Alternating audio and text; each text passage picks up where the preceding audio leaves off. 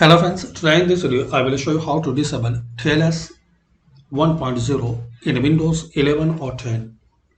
So firstly, click on Start. Here type Internet Options.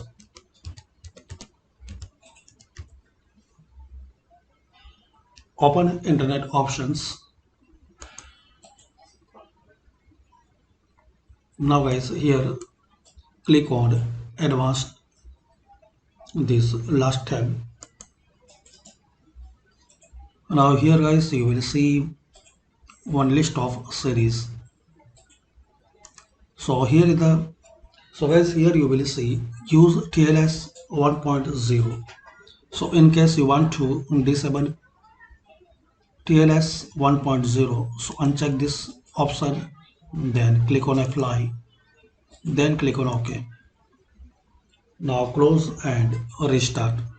So this way guys, you can easily disable TLS 1.0 in Windows 11 or 10.